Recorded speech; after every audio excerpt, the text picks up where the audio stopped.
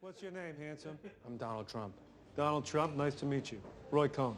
The Roy Cohn from all the papers and everything? That's right, the Roy Cohn from all the papers, that's right. Yeah, you're brutal. I'm brutal, Yeah. that's right. He's the guy who put the Rosenbergs in the chair. The Rosenbergs in the On that fucking chair. count, guilty as charged. Well, but whatever I do it for America. Well, What are you drinking? I'll just have some ice water. Ice water. Living on the edge, eh? Yeah. Meet my pals. This is Carmine Galane. Nice to meet you. And this voluptuous gentleman over here with the diabetes is Tony Salerno. Yeah. Can I call you Fat Tony, or are you going to get me whacked? Whatever the fuck you want. Good. Right? You're my attorney. You don't Hello. call him Fat Tony because you might end up in the East River or something like that. Hello. When Vito Genovese took control of the legendary Luciano crime family, he sculpted it into an empire so impenetrable, so elusive, that even after his death, law enforcement, the media, hell, even those in the underworld, couldn't say with certainty who ran the most powerful mafia syndicate in the country. Unlike the Gambino or Colombo families, which crumbled in the wake of leadership changes, the Genovese operated like a shadowy conglomerate, bound not by a single boss, but by a network of partners, businessmen in crime who held equal stakes in a vast empire of illicit wealth. And standing at the center of it all, concealed behind a fog of mystery and misdirection, was a man who few outside the underworld had even heard of, Anthony "Fat Tony" Salerno. As the 1970s rolled in, Salerno's influence stretched from the back rooms of East Harlem to the polished offices of Manhattan, with his name whispered in the highest circles of organized crime. He was more than just a mobster. He was a financier, a kingmaker, a silent force dictating the rules of the underworld. But despite his power, he remained an enigma, rarely seen, rarely heard, and yet always present. And when his name did make the headlines, the stories often hinted at something even more sinister lurking beneath the surface. In 1972, the Star-Ledger pulled back the curtain on a stunning courtroom revelation. A government witness, supposedly ready to take down Salerno in a federal trial, suddenly claimed that he had never met the man. A phantom, an imposter, someone had been operating under Salerno's name, raised questions about whether the law was closing in on the real Fat Tony, or chasing shadows in a maze of deception. The case collapsed, leaving the government scrambling, and for Salerno, it was just another reminder of how untouchable he seemed to be. That same year, the paper reported on the conviction of another mob boss, Angelo "Butch" Rossi, for running a multi-million-dollar stolen securities ring. Salerno had initially been a co-defendant, but after the dramatic courtroom twist, his name vanished from the charges. It was a pattern that would repeat itself, a near miss, an unbreakable alibi, or a mysterious lack of evidence. It wasn't just that Salerno was good at covering his tracks. It was as if the law could never quite get its hands around him.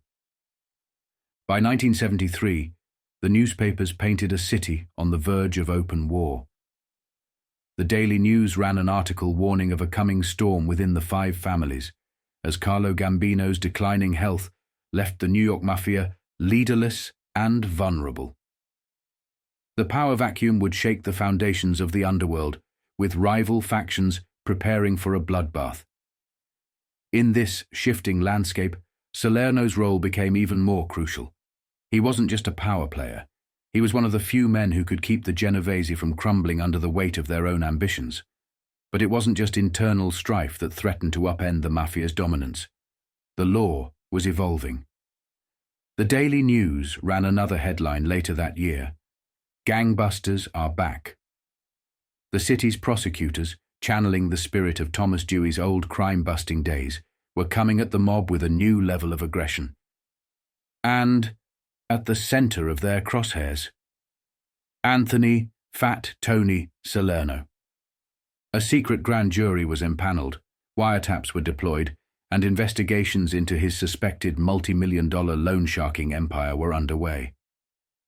The scale of the operation was staggering, an estimated $80 million circulating in the streets, with underworld financiers like Ruby Stein acting as Salerno's bankers. The noose was tightening, and for the first time, it seemed like Fat Tony's empire might not be untouchable after all. The came poco tempo. Chantolo. On May 31st, 1973, the Daily News ran the headline that the city's crime watchers had been waiting for: Fat Tony indicted in loan sharking.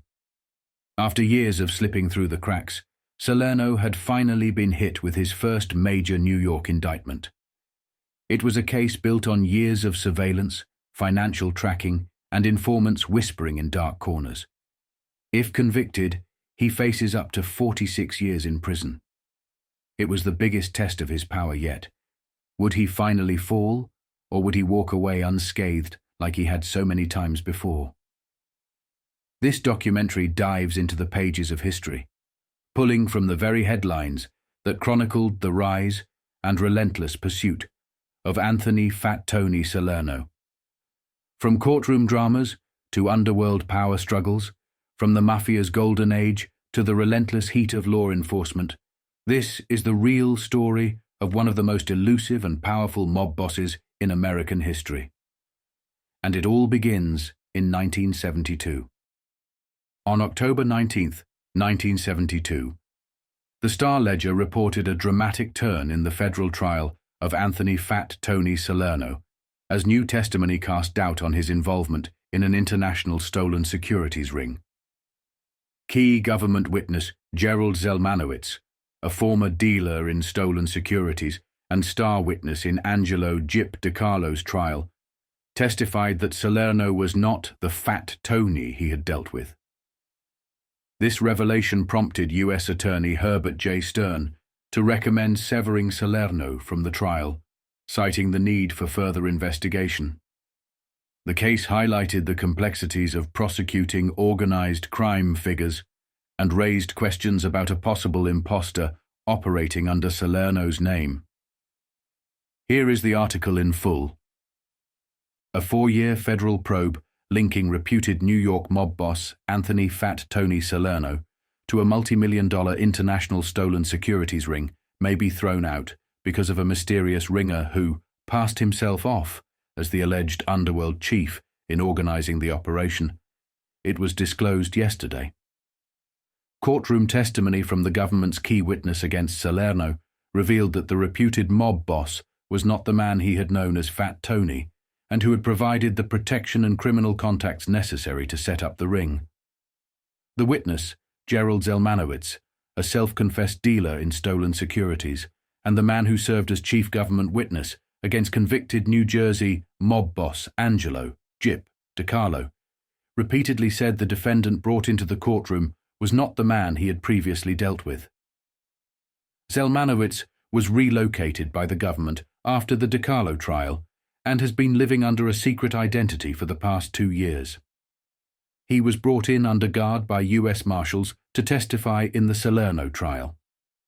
U.S. Attorney Herbert Stern said the new evidence in the case has raised substantial doubt that the reputed mob boss was actually the man identified by government witnesses in the investigation as the key figure in the stolen securities ring. As bad a reputation as he has, as unpopular as he may be, Stern said of Salerno, we're not going to stretch and strain to prosecute him unless he can be conclusively identified. The disclosure came just 1 day after Stern, following a hurried conference with U.S. Justice Department officials in Washington, agreed to sever Salerno from the trial. Salerno and 5 other defendants, 2 of whom pleaded guilty to the charges on Tuesday, have been standing trial in U.S. District Court in Newark. Stern stated yesterday that he felt it was my duty to seek to have Salerno dropped from the trial pending further investigation into the matter. Stern noted that the new evidence had raised a question in my own mind as to whether Salerno was guilty, and said the government would need approximately 60 days after the close of the trial to complete further investigation. It was also disclosed in court yesterday that it was Salerno's presence as a defendant in the case which had, in part, led U.S. District Court Judge Leonard the Garth to order the jury sequestered. Zelmanovitz had testified that he saw DiCarlo's co-defendant Daniel Red Secure and another man kick and beat the victim, whose face was bloody and purple and whose tongue was hanging out.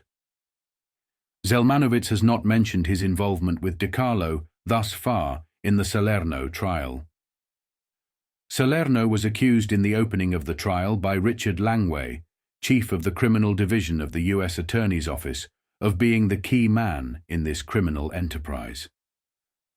Following yesterday's developments, however, Judge Garth speculated that there might be some character lurking around who passed himself off as Fat Tony Salerno in the conducting of the operation. On October 29, 1972, the Star-Ledger reported the conviction of Angelo Butch Rossi, a reputed Boston-area mob boss, for his role in a multi-million-dollar stolen securities ring. Rossi, along with William and Howard Silverman, was found guilty in Newark Federal Court of conspiring to transport over $1 million in stolen stock across state lines. The trial featured testimony from Gerald Zelmanowitz, who revealed the intricate financial dealings of the ring. The case also drew attention earlier when Anthony Fat Tony Salerno was severed as a defendant, after Zelmanowitz failed to identify him as the ringleader.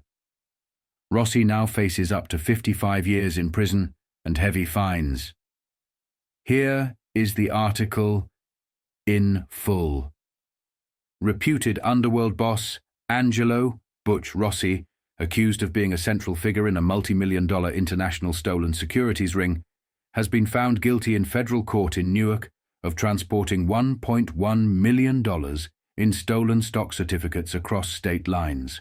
Rossi, a reputed chief of underworld operations in the Boston area, was convicted along with two associates, William Silverman of Manhattan and his son, Howard Silverman, of Jericho, New York, who were found guilty of conspiring to transport stolen and counterfeit securities in interstate commerce. A jury returned the guilty verdict in U.S. District Court following a trial before Judge Leonard Garth. The trial had been highlighted by testimony from Gerald Zelmanowitz, a self-confessed broker in stolen securities, who detailed the overly complex underworld financial transactions involved in the ring's operation. Zelmanowitz, who served as the chief government witness against convicted New Jersey mob boss Angelo Gyp DiCarlo 2 years ago, has been living in hiding under a secret identity as part of government protection. Early in the trial, however, it was revealed that a mysterious ringer had passed himself off as Anthony Fat Tony Salerno, the alleged head of the ring, planning to set up operations with Zelmanowitz. After Zelmanowitz, confronted with the real Salerno for the first time in the courtroom, found he could not identify him as the Fat Tony he had dealt with, Salerno was severed as a defendant in the trial. The government has stated it will continue its investigation into the case for another 60 days to determine if it will press charges against the real Salerno. Salerno had been severed as a defendant in the Rossi trial shortly after two other defendants in the case, Jack Mace and Lawrence Bressler, both of Brooklyn, pleaded guilty to conspiracy charges. According to U.S. Attorney Herbert Stern, Bressler, who is currently serving a term in federal prison on similar charges, Mace and the Silvermans face maximum penalties of 5 years in jail and fines of $10,000 each. Rossi, Stern said, faces a maximum penalty of 55 years in jail and an $80,000 fine. The case was handled for the government by Richard Langway, chief of the criminal division for the U.S. Attorney's Office, and Assistant U.S. Attorneys David Hinden and Stephen Mills. On January 14, 1973, the Daily News published a sweeping analysis of the precarious state of the Mafia's 5 families in New York City. With increasing law enforcement pressure, internal power struggles, and the looming uncertainty of Don Carlo Gambino's health, 1973 was predicted to be a turning point. The article detailed the rising tensions within the Gambino family and potential successors, including Paul Castellano and Agnello Della Croce, while highlighting key figures like Natalie Evola of the Bonanno family. The piece underscored the resilience of organized crime despite relentless crackdowns and anticipated continued conflict in the event of Gambino's death. Here is the article in full. In the past 12 months, the 5 families of the New York Mafia have been racked by internecine war, harassed by federal, state, and local arrests, needled by subpoenas, discombobulated by a stern mayoral order to drive the gangsters out of town. In fact, subjected to even more scandals and shake-ups than their opposite number, the police, who didn't have a very good year either. But a survey by the News of Law Enforcement Mafia Watchers discloses that 1972 may have been just a gentle curtain raiser to 1973, all depending on the ailing heart in the sunken chest of a 73-year-old man. The ferocious invalid is Super Don Carlo Gambino, New York boss of bosses and member of the National Mafia Council, who influences not only the other local families, but also crime clans across the country and in Canada. If anything happens to that shaky heart in 1973, Mafia authorities predict an old-fashioned gang war to seize the white-on-white mantle of leadership. It is the feeling of authorities in the law enforcement field that Gambino has stripped their individuality and pride from other families, says a federal intelligence report. It is felt that a full-scale war could evolve following Gambino's death by the various families in an attempt to regain their lost prestige and to again assume their own identity. There are already waves of unrest emanating from various factions in these families. Gambino made it where he is today by terror, intrigue, and simple longevity, and in the process has built up the largest mafia group in criminal history. At a snapping of Don Carlo's bony fingers, 4,000 gunmen could take to the streets against any foe. Of the 4,000, some 1,000 are full mafiosi, known as made guys, button men, or good fellows. These elite of hoodlums must be Italians who have taken the blood oath and the oath of omertà, silence. A second echelon, consisting of 2,000 members who may be of any nationality, includes some millionaires. Big-time gamblers and loan sharks are listed in this category. A third echelon, about 1,000 strong, boasts a strong lacing of native Sicilians called wetbacks or greasers by the Italian-American mafiosi. Gambino began importing them into this country about 5 years ago, and they owe complete allegiance to him. However, they pose no threats to the button men, lacking the smarts to operate sophisticated big-time operations like narcotics, shylocking, gambling, stolen securities, counterfeiting, and fencing. In all these lucrative activities, not only in New York City but also in many states across the country, Don Carlo personally collects 25% of the profits.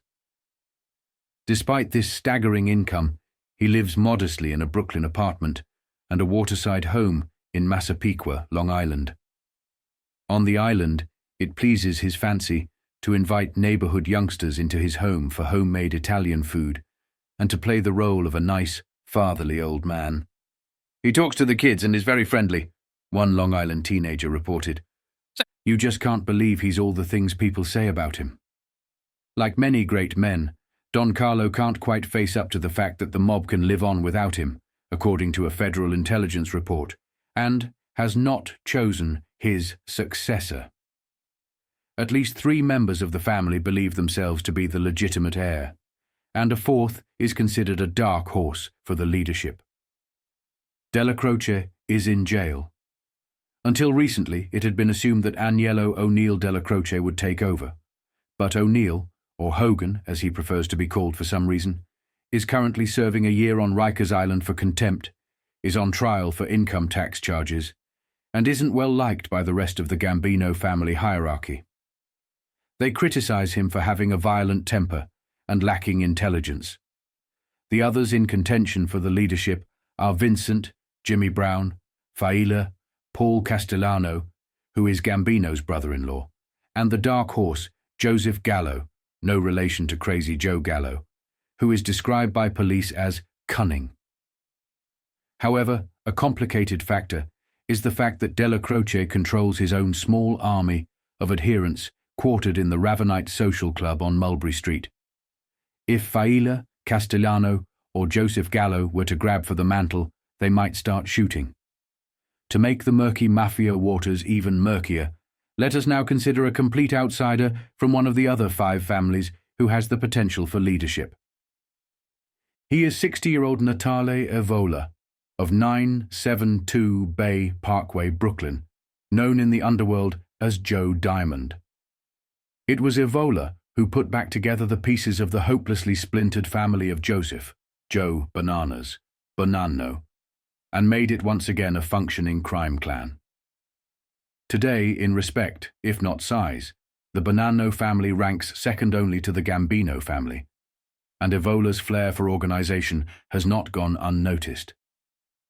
Evola controls a family with 180 button men and about 250 members in other echelons, maintaining strong contacts in Canada through Vincent Cotroni in Montreal. The Bonanno family is considered a prime importer of heroin, and under Evola's management has made inroads into gambling, loan sharking, extortion, and trucking rackets in the garment center. According to intelligence reports, Evola prefers to maintain a low profile, but is described as relatively bright and crafty. Each weekday, he leaves his Brooklyn home early and is driven to the Amity Trucking Company at 307 West 38th Street in Manhattan.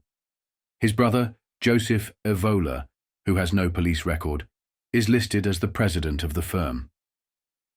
Evola spends most of the day in the garment district, often lunching at the Mannequin or Morgan restaurants, and frequently patronizing Bobby's Bar at 205 West 38th Street. The new underboss of the Renaissance Bonanno family is Philip Rusty Rastelli, a rough 54-year-old gunslinger from the Williamsburg section of Brooklyn. Rastelli holds an unusual distinction, even in Mafia circles. He was once suspected of ordering a hit on his own wife. A decade ago, Mrs. Rastelli made the mistake of shooting her husband with his weapon during a domestic misunderstanding. 3 months later, she was found shot to death in a hallway. Her grieving husband had a cop-proof alibi. Third in the new setup of this up-and-coming family is Pete, Nicky Glasses, Marangelo, 61, of 15 Troutman Avenue in the Bronx, whom Evola has designated as consigliere, counsel. While this family ranks second to the Gambino clan in respect, the number 2 family, numerically speaking, with 240 button men and 750 associates, is the old Genovese family. Not so long ago, the most outstanding name in the Genovese family was Don Vito Genovese himself, and under his leadership, the family increased its power and influence significantly. However, Don Vito went to prison and died there in 1969, and the family began losing influence, primarily because of weak leadership.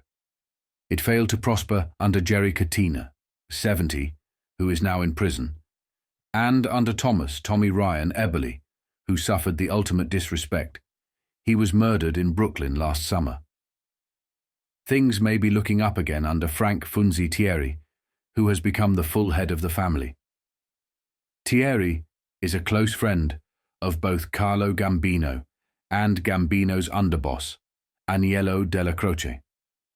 In excellent shape for his age, the 68-year-old Thierry leaves his home at 68 Bay 28th Street, Brooklyn, at 11 in the morning daily, and is driven by his chauffeur, John Russon, to the retail sales company at Spring and Varick Streets in Manhattan. There he confers with Venaro, Benny Eggs Mangano, the company president, and James, Jimmy Knapp, Napoli. Thierry then usually lunches at the Villa restaurant at 66th Street and 14th Avenue, Brooklyn, which is owned by Anthony Tuzio, a longtime friend. Like any conservative householder, Thierry is home early each evening. His buddy, Jimmy Knapp, is a 60-year-old millionaire who lives in a townhouse at 216 East 31st Street, complete with a swimming pool. An associate and not a button man, he is invaluable for his financial expertise. It is Jimmy Knapp who administers many of the family's bookmaking and numbers of operations and dabbles in professional fight fixing and horse racing. He is also the go-to man for legitimate business investments. His activities extend out onto Long Island and into Hudson County, New Jersey, where activities are supervised by Genovese family Capo Anthony Bobby Manor. In addition to Jimmy Knapp, the Genovese family boasts other proven and wealthy members such as Peter DeFeo, Anthony, Fat Tony, Salerno, and Mike Miranda. Its racket's interests are strong in the Lower East Side and Greenwich Village, and the family controls much of the gambling and loan sharking in New Jersey. Genovese mobsters also operate in Las Vegas and Miami, which are open cities for gang members. Frankie the Bug, Caruso, and Vincent Mauro, who were leading Genovese heroin dealers, have now been released from prison, and law enforcement groups are warily anticipating renewed activity in the narcotics field. Before Crazy Joe Gallo was assassinated, he and Frankie the Bug were often seen together in Little Italy. Many investigators suspect that Gallo was using drugs and planning to launch his small mob into narcotics, pushing when he was so rudely and permanently interrupted. Frankie the Bug isn't around anymore either. Heat from the Federal Bureau of Investigation has driven him out of New York, and he is now living in Florida. You can largely blame, or thank, Crazy Joe Gallo for the current pathetic condition of the local Mafia family that was formerly headed by Joseph Colombo Sr. The murder attempt on Colombo, which was engineered by Crazy Joe, has left Colombo completely incapacitated. There has also been an internecine war that racked 18 murders, leaving the Colombo family stumbling around in search of strong leadership. Joseph, Joe Iacovelli, succeeded Colombo as leader of the family, but due to technical difficulties, he has been unable to act. Iacovelli is on the run from a murder charge in New Jersey and is also wanted for questioning in the murder of Crazy Joe Gallo last April at Umberto's Clam Bar. One of the suspected killers, Carmine, Sonny Pinto, DiBiase, drove to Iacovelli's apartment in Nyack after the killing with 2 other men. He is believed to be hiding with Iacovelli. The acting head of the Colombo family now is Vincent Alloy, a bespectacled, elegantly dressed man who prefers to pass himself off as a business executive. Each year, he buys a new Cadillac and dutifully reports an income of $90,000 to the Internal Revenue Service. Alloy really didn't want the honor of directing 120 button men and 250 lower echelon members, but he was forced to accept the job by his father, Sebastian Buster Alloy, a semi-retired advisor to the Colombo family. Alloy lives on a family estate in Blooming Grove, New York, commuting from there to the Colombo crime base in Brooklyn and to Miami, where he spends most of his time in conversation with his father. In Miami, he's often seen at the plush Fontainebleau or Doral Beach Hotel, and in Manhattan, he frequents Ferrara's Bakery in Little Italy, sipping espresso with the bake shop owners Anthony and Albert Lepore. As an indication that Alloy does not truly have his heart in his job, a Brooklyn detective recalls how Alloy reacted to a routine questioning several years ago. "We pulled his car over for a check," the detective relates. Alloy rolled down the window and said, "You got me." He handed over the works, gambling records and money. We hadn't even suspected that he was carrying anything. A rising figure in the Colombo family is 42-year-old Nicholas Bianco, a protege of jailed New England Mafia boss Raymond Patriarca, who dispatched Bianco a decade ago to mediate the war between the Gallo brothers gang and the old Profaci mob. A few years later, Bianco joined the Colombo family and now heads a 10-man crew specializing in loan sharking and burglary. Carlo Gambino exerts heavy influence on the New England Mafia, according to federal intelligence sources. They believe that with Don Carlo's backing, Bianco will return to that area and take control. Not coincidentally, Bianco still maintains a home in Barrington, Rhode Island. Another prominent figure in the somewhat disorganized Colombo family is Nicholas Jiggs Forlano, who is currently under indictment in Manhattan for money-lending activities. Jiggs specializes in loan sharking and gambling, and also serves as the Mafia's liaison with Hugh Mulligan's Irish mob. There was deep grieving within the family when John, Sonny Franzese, was sentenced to 50 years in prison on an armed robbery charge. But business is business, and his spot was quickly filled by Joseph Brancato. Brancato directs a 30-man crew that operates in Queens and Long Island. However, Franzese still enjoys a boss-like status, receiving a cut of the group's profits from gambling, loan sharking, and other criminal activities. Still another Colombo capo who directs a crew of about the same size is 55-year-old Ernest Leponzina, who finds himself in an unusual position. One of Ernest Leponzina's crew, Joseph Joe Lane, Gentile, of 1662 65th Street, Brooklyn, is merely a family associate. But as an underworld untouchable, he enjoys much higher status than his nominal boss, Leponzina. This rare prestige derives from Gentile's exceptional financial ability to turn an illegal profit into legitimate business and otherwise maneuver financially for the mob. In the Genovese family, James Jimmy Napoli holds the same elevated standing. The dapper Gentile, who is considered a millionaire many times over, is often spotted at Roosevelt or Yonkers Raceway, typically at the $100 betting window. When he was recently charged by the Federal Bureau of Investigation with running a $50 million a year gambling and loan sharking operation, bank records listing more than $100,000 in deposits were discovered in his home. By far the most vicious of the 7 group chiefs in the Colombo family is Alfonso, Alley Boy Persico, 43, who succeeded his brother Carmine, the Snake Persico, as the top enforcer of a 35-man crew. According to law enforcement units, it is the most powerful in the family. Early last year, when it became clear that Carmine was heading for a lengthy stretch in the federal penitentiary in Atlanta, he wanted his brother Alley Boy to take over his crew. It was more than mere brotherly loyalty. Alley Boy had just been paroled after serving 19 years for murder. However, despite his impressive credentials, there was a complication. A crew head must be a button man, and no new button men have been made in New York since 1957. To circumvent this restriction, Alley Boy was temporarily assigned to a Mafia family in a neighboring state, where he took the unholy oath. That family then reassigned him to the Colombo group. Alley Boy's importance to the mob is reflected in the level of protection surrounding him. Last April, the FBI arrested him on a road near the family hideout in Saugerties, New York, and discovered that his car was being followed by a second vehicle, providing rear protection.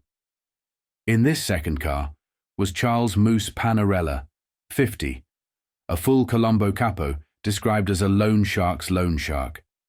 According to authorities, Panarella had a fully loaded .38 caliber pistol in his car at the time. Under Alley Boy's leadership, the crew has prospered in hijacking, extortion, loan sharking, and fencing stolen securities.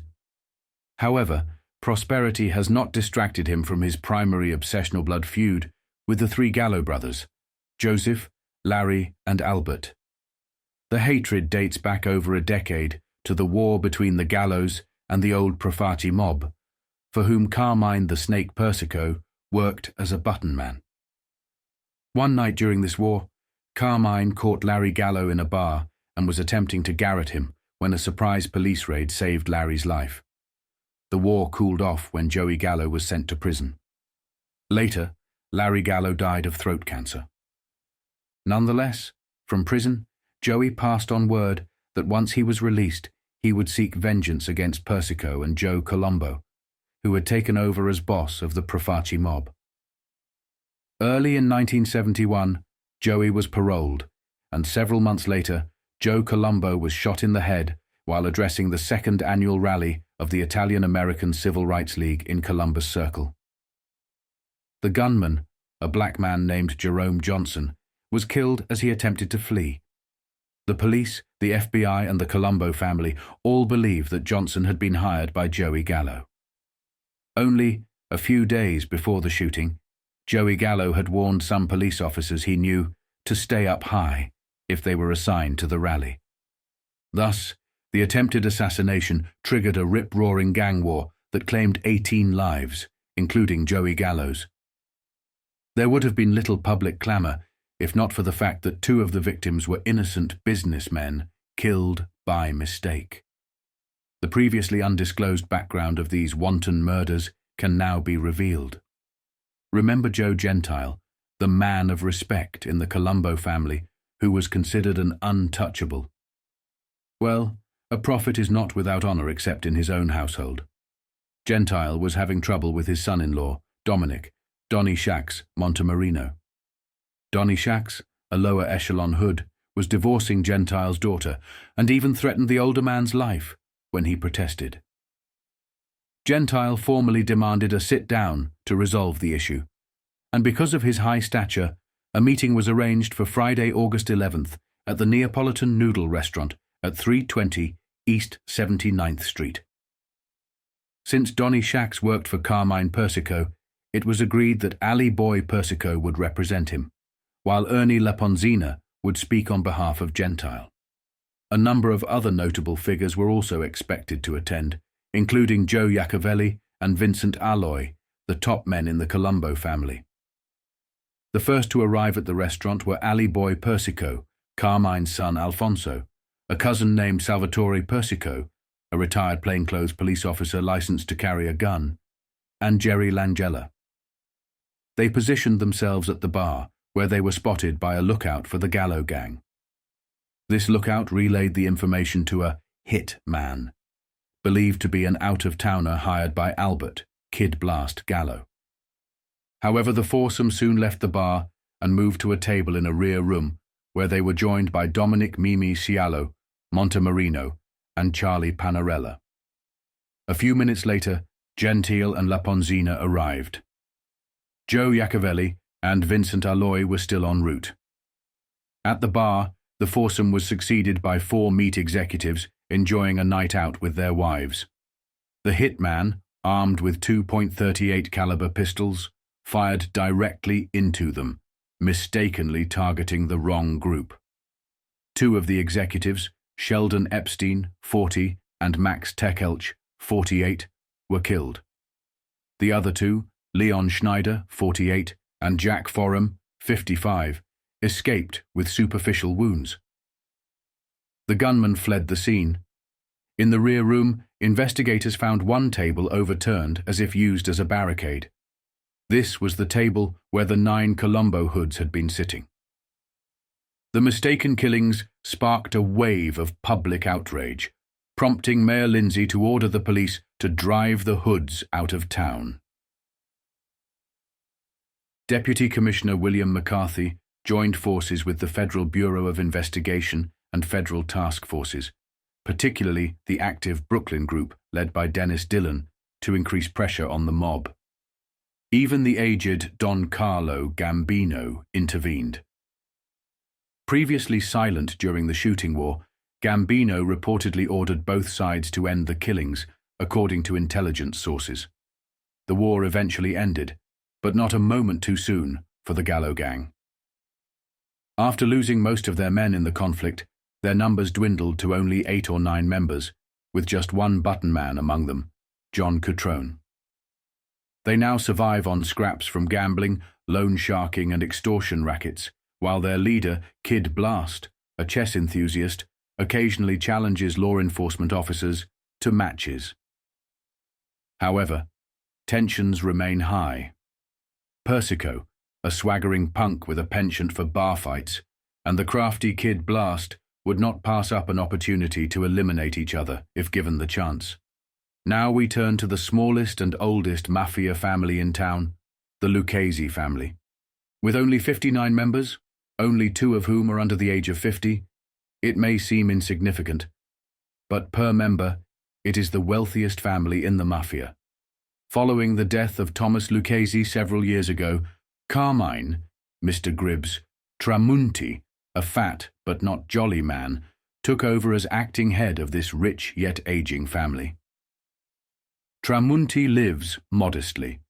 Every morning between 9:30 and 10:30, he leaves his home in Whitestone, Queens, and is driven in a discreet 1968 two-door bronze Buick to a social club at 114th Street and Pleasant Avenue in Manhattan.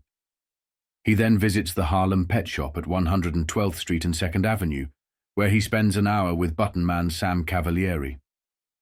Later, Tramunti travels downtown to the Eiffel Classic Dress Company at 263 West 38th Street, in which he has a quarter interest.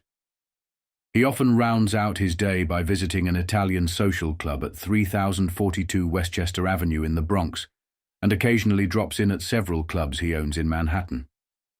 Listed in this tight little family are such luminaries as Anthony, Tony Ducks, Corallo, John, Johnny Dio, Dio Guardi, and John, Big John, Ormento, the infamous dope czar, all of whom are currently in prison. Another family member is Paul Vario Sr., who is in significant legal trouble due to an electronic listening device planted in his Brooklyn trailer headquarters. This device, famously known as the Gold Bug, was named after Brooklyn District Attorney Eugene Gold. The venerable Lucchese family was founded back in 1909 as the East 107th Street Gang by Thomas Lucchese and Stefano Steve La Sala. Remarkably, La Sala is still alive at the age of 84, making him the town's oldest mafioso. Although retired, La Sala often visits the old neighborhood haunts, where he is treated with immense respect. Another elder statesman of the family is Vincent, Vinny, Roa, the Mafia's oldest consigliere at 77. Roa resides in a luxurious estate in Dunwoody and is still known to frequent nightclubs, including Trenchies in Yonkers. In addition to its age and wealth, this family of old-timers holds another claim to power, a close connection to the Gambino family. This bond was cemented through the marriage of Don Carlo Gambino's son Thomas to the daughter of Thomas Lucchese. This brings us back to the critical question of 1973. Will Don Carlo's heart hold out? And if not, what will happen?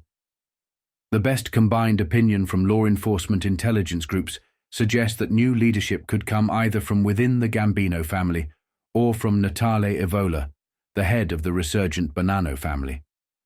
One thing is certain, however.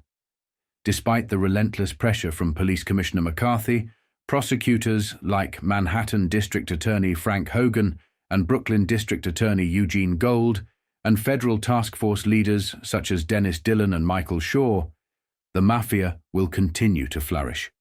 And why wouldn't it? As one federal agent bluntly put it, where else can they get that kind of money without working? The return of gangbusters in the fight against organized crime is a nod to the legacy of the legendary prosecutor Thomas Dewey, who revolutionized crime fighting in the 1930s. This Daily News article, published on April 8, 1973, highlights the aggressive tactics of New York County prosecutors and their use of sophisticated tools, like wiretaps, to tackle loan-sharking operations of unprecedented scale.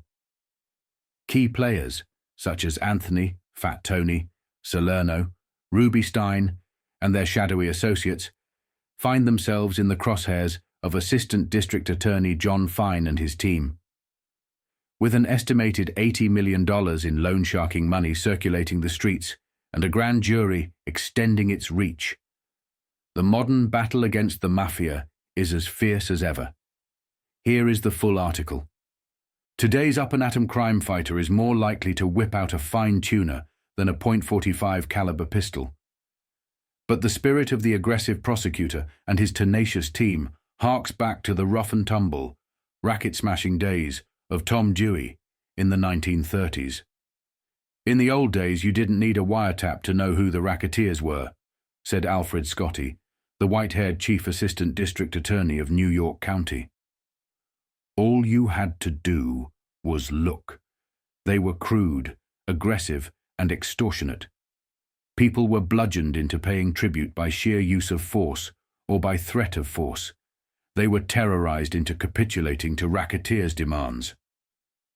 But Dewey put an end to this extortionate type of racketeering, Scotty continued. He was a dynamic prosecutor, and his concept has persisted ever since. In 1935, long before Thomas Dewey lost the presidential election to Harry Truman, Dewey was appointed to head a special grand jury, the first of its kind, tasked with tackling vice, rackets, and other forms of crime in New York City. A relentless investigator, Dewey transformed the conventional passive role of the prosecutor into an active force. As Dewey and his team cracked down, the nature of organized crime evolved. Racketeers, once brazen in their methods, adapted by becoming more subtle and indirect. Instead of coercing from the outside, they infiltrated and exerted quiet control from within, Scotty explained. The use of frontmen became almost commonplace. And through these fronts, he continued, they obtained direct control of unions, industries, restaurants, garment businesses, and trucking firms. They began to explore new methods of obtaining wealth and power. This shift marked the birth of what Scotty described as organized crime. By acting through a chain of command, these criminals insulated themselves from the scene of criminal transactions, making them much harder to apprehend. This more sophisticated form of crime is what Assistant District Attorney John Fine and Detective Dennis Brennan encountered when they launched a probe into loan sharking activities 3 years ago. Loan sharking is fast becoming the #1 source of underworld income, said Scotty, who heads District Attorney Frank Hogan's Rackets Bureau. Loan sharking is not confined to lending money unlawfully at usurious interest rates, he emphasized. Through it, powerful underworld figures obtain interests in legitimate businesses and further expand their power, said Alfred Scotty. As the Fine-Brennan investigation expanded to include gambling, extortion, bribery of labor, union officials, murder, and conspiracy to commit all of the above, the need for a special grand jury became apparent. Vast amounts of information had also been gathered by Assistant District Attorney Austin Campriello and Detective John O'Rourke, who joined the investigation. Last November, on the application of Assistant District Attorney John Fine, the Appellate Division ordered the creation of this special grand jury, the first rackets-busting one since Thomas Dewey's days in the 1930s. Of particular importance to the investigation has been the use of electronic eavesdropping equipment. In this case, the device could aptly be called the fine tuner. From an outsider's perspective, the work accomplished so far suggests that a great deal of fine-tuning has been going on. On March 21st, 10 men were indicted on usury-related offences, the first batch of indictments from the grand jury. All were snared by the unobtrusive listening device, which also picked up a key detail. The loan sharking operation under investigation had about $80 million on the streets. According to Scotty, this operation is of unprecedented dimensions. Among the March 21st indictments, the most intriguing charged 3 men with conspiracy to commit criminal usury. Henry Brown, 72, of 2185 Valentine Avenue, Bronx; Frank Belenti, 50, of Fort Lee, New Jersey; Charles Ruby Stein, 57, of 405 East 56th Street, a man reportedly well known as a banker in loan sharking circles. Of the 15 overt acts listed in the indictment's first count, one particularly stood out. In a conversation last September 6th, apparently captured by the fine tuner, Brown allegedly told Stein that $80 million was uncollected. Stein allegedly responded that he would speak to Tony about the matter. There are separate groups of loan sharks, Scotty explained, but they are subject to the control of at least one big guy. Some authorities believe that Tony refers to Anthony, Fat Tony, Salerno, a man whose underworld stature far surpasses even his considerable girth. Fat Tony, a 60-year-old figure deeply entrenched in big-time gambling and loan sharking, has long lurked in the shadows of the underworld. Linked to the super-wealthy Genovese family locally and connected to the nation's largest syndicate on a national scale, Salerno's influence extends everywhere. Surprisingly, considering his line of work, the long arm of the law has rarely caught up with him. His criminal record stretches all the way back to 1914, when he was declared an incorrigible truant. One investigator, referring to Salerno as the Fat Man, noted that he was even an alleged bankroller of the controversial Johansson-Patterson heavyweight championship fight in June 1959. The story of the backing of this fight was so cluttered with accusations, denials, and the recalcitrance of alleged front men that District Attorney Hogan's office never unearthed enough evidence to warrant indictments. However, the federal authorities nabbed Fat Tony Salerno 2 years ago, indicting him and 9 others on charges of transporting $1,800,000 in stolen and counterfeit securities across state lines. At his trial last fall in Newark, the key witness who could have reportedly sent Fat Tony to prison failed to provide a positive identification. Once again, Fat Tony walked free, leaving him free to continue his operations from his sprawling estate in Rhinebeck, New York, or from locations much closer to the action in New York City. Fat Tony, reportedly a close associate of James Jimmy Napoli, the underworld's financial wizard who was himself indicted for perjury during the investigation of the mysterious 1969 DePaula Foster light heavyweight fight, was off the hook once more. The name Fat Tony Salerno not only ignites a vigorous, go-get-'em attitude in law enforcement circles, but also evokes a curious mix of boyish wonder and awe. The Fat Man is so big, one investigator whispered reverently, that people like Jimmy Knapp come to see him with their hats in their hands. Assistant District Attorney John Fine, waving his arms over the surface of his cluttered, paper-strewn desk, gestured to indicate the vastness of the investigation. "We haven't even scratched the surface yet," he remarked, cutting a small crescent into the desk's corner with his thumb. Yet even within that small crescent lies a staggeringly intricate web of connections. Names like Harry, Champ, Siegel, a reputed loan shark middleman, and Louis Ostra, a convicted stock manipulator, flicker repeatedly through the ongoing investigation. The question remains whether Fine and his team, armed with wiretaps, subpoenas, and the muscle of the special grand jury, will succeed in their crusade. The reputed targets of their investigations, such as Henry Brown, Fat Tony Salerno, Ruby Stein, and Champ Siegel, have been honing the art of concealing their business activities for decades, long before Fine 29 and Campriello 26 were even born. So far, the investigators have managed to ruffle some feathers. At his arraignment on March 21st, Ruby Stein bitterly told a reporter that Fine was ruining his reputation. Meanwhile, Julius November, attorney for Louis Ostra, called Fine a real bastard after a Fine-instigated search warrant led to the confiscation of 3 floors of records from Ostra's offices at 377 Fifth Avenue. The special rackets-busting grand jury has been extended to the end of the month, though investigators doubt their work will be completed by then. Those outside the super-secret grand jury room can only wait to see what unfolds. Combating organized crime requires a unique combination of imagination and aggressiveness, Scotty quipped, adding with a sly wink, "That's why the boys like it here." Anthony Fat Tony Salerno, the reputed boss of the Eastern Seaboard's criminal underworld, has been indicted in New York for the first time in his lengthy career. This indictment comes after a 3-year investigation by District Attorney Frank Hogan's office and centers on Salerno's alleged leadership of a multi-million-dollar loan sharking operation. With an estimated $80 million in outstanding debts tied to the enterprise and co-conspirators ranging from trusted confidants to long-time associates, Salerno faces up to 46 years in prison if convicted. Here is the full article.